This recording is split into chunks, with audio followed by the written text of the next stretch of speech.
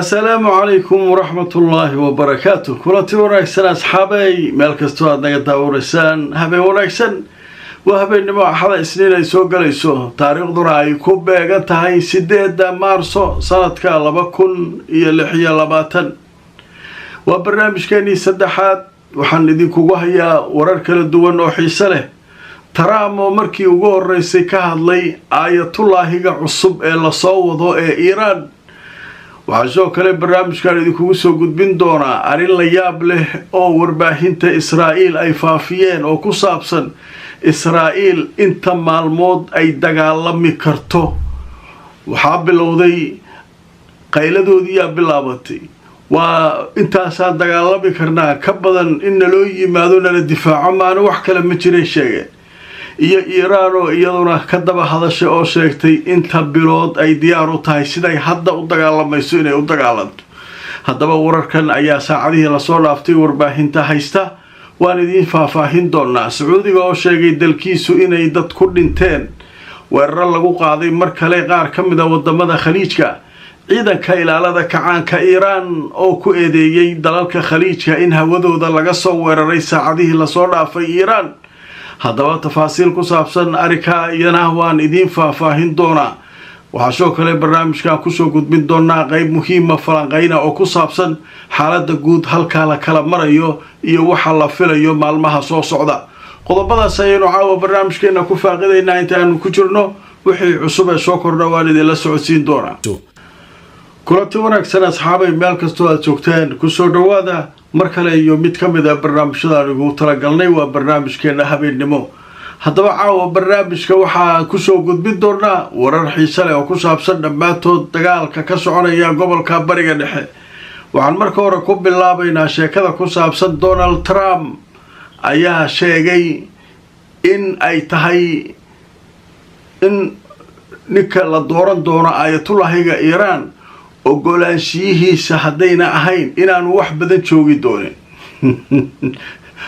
uu hanjabayaa mogta wuxuu leeyahay aayatullaahi kale haddaad doorataan oon anigu raalli ka ahayn ninka aad dooranaysaan aniga haddaan la weydiinoon raalli ka noqon wax badan ma joogaayo iyaguna waxay leeyihiin halkan Venezuela ma saaxiib hal maray kuu toostay aayatullaahi odagii aad dishay markan waa la isku dhamaanaa waxaa rabto samee marka sheekada aayatullaahiga soo dhawaatay hadda magacaabistiisii oo maaratay mar dhawa lagu dhawaaqa leeyahay qaar waxay leeyihiin saacado qaar waxay leeyihiin 2 maalmood 3 maalmood gudahood marka ninkan hadalkaas uu sii tuuray wuxuu leeyahay aayatullaahi aanan anagu raalli ka ahayn wax badan ma joogaayo marka uu hanjabayaa hadaba markaan idintuso Al Jazeera waxay leedahay Trump wuxuu yiri aayatullaahiga Iran ee soo socda wax badan ma joogi doono haddaanan anagu waafaqin oonan ogolaanin warbixintu waa sii socotay waxa leeyahay iyadoo ay soo dhawaatay xilligii la dooranayay aayatullaahiga cusub ee Iran ayaa madaxweynaha Mareykanka Trump maanta axada wuxuu sheegay in markaa hogaamiyaha cusub aanu wax badan joogi doonin haddii aanu helin sida uu yiri ogolaanshiyahayna shabakada ABC ee dalka Mareykanka ayuuna arika ka sheegay maray wax ka weydiisay aayatullaahiga cusub ee soo socda ninka wuxuu leeyahay anaga haddaana ogolaanin wax badan ma joogaayo marka hawshaas halkaas iyaduna maraysa xaalku marka waa dhanaan tahay nimankan aayatullaahigooda sugayaan ma aayatullaahigooda magacaabanayaan waxaa kale aanu gudbaynaa qodobka kale ee muhiimka ah ee barnaamijka waxaanu galaynaa sheekada ku saabsan Sacuudiga oo sheegay maanta inay dad ka dhinteen weeraradii lagu soo qaaday Sacuudiga inay dad ku dhinteen hadaba saacadii la soo dhaafay khaliijka iyo Iran waxa ka dhex socda ayaan idin soo gudbinayaa Al Jazeera waxay leedahay weeraro cusub ayay Iran waxay ku qaaday khaliijka waxaana la sheegay 2 qof inay ku dhinteen Sacuudiga dhanka kalena dabkii ka kacay airportka Kuwait in markaa wax laga qabtay oo hadda la baqtiyay oo la damiyay Sacuudiga iyo Imaaraadka iyo Kuwait iyo kulli wala soo salaama maanta maca Bahrain iyo kulli wala salaam marka waxa la leeyahay nimankan sababta loo weeraraa marka maxay waxa loo weeraray leeyahay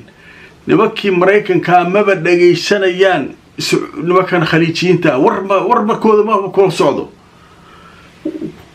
khaliijiyiintu waxay yidhahdeen dhulkeena laydikama soo weerarayo. Okay, diyaaradahana soo weeraraya waxay ku dhuumanayaanay dheheen ee ka soo wareegayaan wadamada khaliijka si khaliijkan dagaalka loo soo geliyay rabaan Mareykanka iyo Israa'iil. khaliijkan meesha fadhiya inay markii ugu horeysay ay ku saf noqdaan yahuudda iyo ayaga inay isku saf noqdaan. Sacuudiga yahuud xiriir lama samaysanayo leh inay iyaga iyo oo safka yahuudda ku jira ay dalka islaamka dadka muslimiinta baabi'iyaan. marka meeshan waxa la ciyaarayaa siyaasad fog. nimankan waa lagu soo riixayaa dagaalka waa lagu soo riixayaa ma u jeedaa. haddaba markaan idin soo ciidanka ilaalada kacaanka Iiraan iyaguna waxay sheegayaan Iiraan waxay sheegtay in marka diyaaradaha dagaalka Mareykanka ay adeegsanayeen hawada dawladaha dariska nala ah si ay noo soo weeraraan. afayeenka wasaaradda arrimaha dibadda ee Iiraan wuxuu sheegay in diyaaradaha Mareykanka ay adeegsadeen hawada dawladaha dariska nala ah si ay noo soo weeraraan, taasoo khatar gelinaysa amniga gobolka. waana ka digaynaa u leeyahay. nimanka marka Sacuudi ma wax weydiinaya Kuwait oo teeda haysato oo maal wax la weydiinaa way ugu tala galeen marka inay halkaas nimankaas ay u wadaan Iiraan inta xanaaqdo duqayso ayagana maartay ay soo agmaraan dhankooda ka soo weeraraan. Cabdishalay waxa lagu leeyahay xarunta biyaha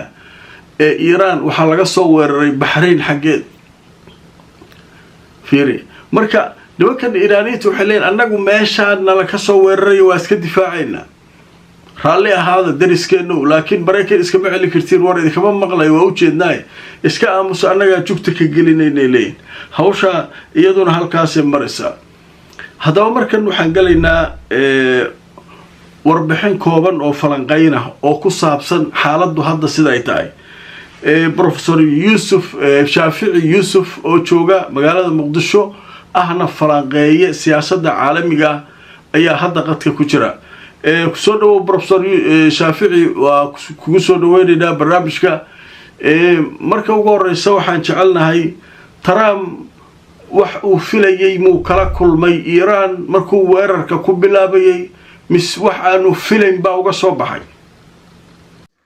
بسم الله mahadsanid Nadaaro waan salaamayaa dhammaan Soomaalida meel walba ay joogaan. waxa uu filayay Mareykanka iyo Israa'iil ba horta waxay ku galeen istiraatiiji ayagoon samaysanin indhalaan ayay ku galeen sida muuqata. waayo Trump wuxuu lahaa 4 week ayay nagu qaadanaysaa isagoo ka tusaale qaadanaya Ciraaq. sidoo marka haddana hadalkiisa waxa ka hor imaanaya Pentagonka oo sheegay inay bilooyin ay qaadanayso arrintan taasoo contradiction ah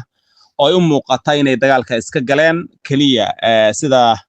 sida uu Larjani sheegayayna waxay islahaayeen inay darsigii soo celiyaan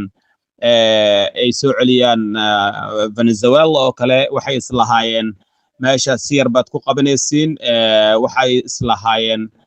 mar haddii la dilo Ayatollah iyo kuwii kale way isdhiibi doonaan way ku fashilmaan buu yiri. waxay islahaayeen haddii jabhad la sameeyo oo Mareykan soo gala waad qabanaysiin way ku fashilmaan ayuu yiri. waa sida isagu uu yiri weeyaan. marka taasina waa iska cad marka xaqiiqda la eego. marka la soo gabagabeeyo Mareykanku wuxuu filayay inuu muddo yar ku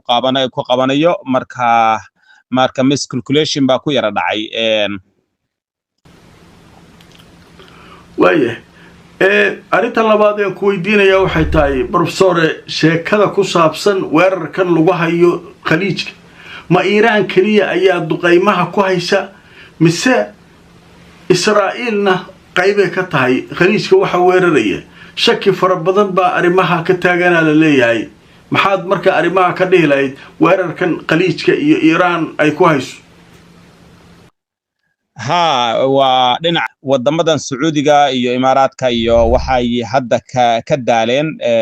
kaabayaasha ay tooska u beegsanayaan Iiraaniyiintu taasoo dhibaato ku keentay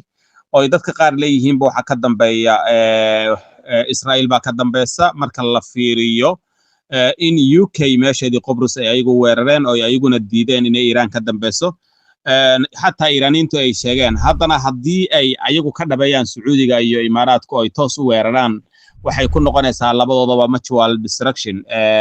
lafteedu istaraatiijiyada ay qaatay Iran waa laga fiicnaa inay ku ekeysay ahayd meelaha kaliya ay degan yihiin Mareykanka haddana waxaad moodaa inay fariin u dirayso caalamka inay quwad weyn yihiin dagaalka hadduu istaago canshuurtii iyo waxyaalihii ay siinayaan defense ay siinayeen Mareykanka waxay isleeyihiin hal lagu siiyo taasna waa dhinacaas waya ugu dambeyntii professor Shaafici maxaad u malaynaysaa sheekadan inay ku dhamaanayso oo Mareykanka laga guuleysanayaa ma Iiraana laga guuleysanayaa ma barbar dhacba lagu kala bixi doonaa markaad qiimeyn samaysay maxay kula tahay يعني maxay noqon doontaa saameyntu طبعا waxay saameyn doontaa dhaqaalaha adduunka ay saameynaysaa security-ga way saameynaysaa way Hormuz waa xidhmay barshali haddana waxa laga baqayaa Bab-el-Mandab oo Mareykanka iyo Israa'iil loo digay shirkadii weynaana ay aad moodid inay hadda ka wareegayaan marka طبعا marka ugu dambeysa waa mutual destruction waa cidna ma guuleysanayo waxay u badan tahay Iran inaan laga guuleysan karin maadaama hubkii maalinka mid ka dambeeyay ay la soo bixayso resilience ay noqonayso wada xadaaro leh ma noqonayso luqma basiita oo tartiib saas loo ugu dambeynna waxay noqonaysaa in dagaalka la joojiyo Mareykanku badanaa dagaalku u galo kuma guuleysto kadibna apology buu sameeyaa marka aniga fikirkayga waa sidaas mahadsanid Nadara واتاي آديات بو ماسن ياهي بروفيسور شافعي يوسف oo falanqeeye siyaasadda caalamka oo ku suganaa magaalada Muqdisho oo toos noogu waramayay haddaba qadar xayeysiisa kadib waxaan idin hayaa war xiiso leh Israa'iil oo sheegtay inta maalmood u hartay ay dagaalami karto iyo Iran oo sheegtay inta iyaduna ay dagaalami karto sheeko qosol leh ayaan idin soo wadaa xayeysiinta kadib كلتو wanaagsan markale asxaabay meel kasto aad joogtaan ku soo dhawaada barnaamijkeena habeenimo haddaba qaybihii ugu dambeeyay barnaamijka ayaynu joognaa qaybtan waxaynu ku soo qaadanaynaa arrimo cajiib ah ayaynu ku soo qaadanaynaa Israa'iil inta u dhiman ay dagaalami karto Iiraanna inta ay sida hadda ay u dagaalami karto maalin kasta joogto la isku haynayo إسرائيل مركب محاول لمن ما أنت أسمع الموت كذب عبي أي دجالنتو وحبس شقين ويان خلاص ونور ما تلي هذا أمرك أنكور مرة إسرائيل ورباهنت إسرائيل وحي شيء ين تلابيب إنه هذا ديار تاي إلى شن تضبات كلية إنه مركا دجالنتو شن تضبات أو تضبات كي هذا صور ما ذي أنا حين شن تضبات وكله وبلي حوجا ويا تضبط إنه دجالمي كرتو بلي حوجا كنال كلنا لبيه تور إسرائيل إلا لا وحشية إسرائيل إنه هذا شن تضبط أو كله أي ديارو تاي دجال شن تضبط كدب يلا ويدينا وحد الدور لا بيكان هذا لقى سوق قارن وحليه ورباهين توحل لا ونور ما تلا مركز شن تضبط أفر تضبط وبل تضبط بلي تضبط كليا دغالمي كرناي لي بلي تضبط كاس waa in marka taraami ayagu inta isku tagaan Iran la soo afjaro hadii la soo afjari way xaalkeen waa loo yaabay taagita Israa'iil marka meesha joogta waayahay Iran ku soo hartay marka Iran iyaduna waxa hadlay oo ka jawaabay arikaas ciidanka ilaalada kacaanka Iran iyagu waxay sheegeen inay diyaar u yihiin dagaal ballaaran 6 bilood oo marka aan la kala tagayn macnaha dagaal ballaaran oo sida hadda uu socdo iyo ka daran 6 bilood soo socota diyaar ah unayna 6 bilood kadib waxba gaabanay moogtay gantaalaha weeraanaya waxa weeraan nidaam kale dagaalku isku bedeli doona laakiin 6 bilood oo hadda la soo socota diyaaranayna sida hadda uu socdo dagaal ballaaran aan diyaaruna sida hadda meel walba ku ridayno ay u soconay إسرائيل محتري 5 أسابيع شن تضبات خلاص وبلي حوجا مركا وعليه مركا 6 بلود يو مرتي iyo 5 toddobaad wax isku dhow ma marka sheekadaas ayaa ugu dambeysay barnaamijka adinkuna fakarkiina aragtidiina waa muhiim noo soo qora barnaamijyada ku xirnaada like garay oo share garay haddaad cusubtaa subscribe ka helo YouTube ka si aad noogu soo biirto Facebook-na follow garay nabadgelyo.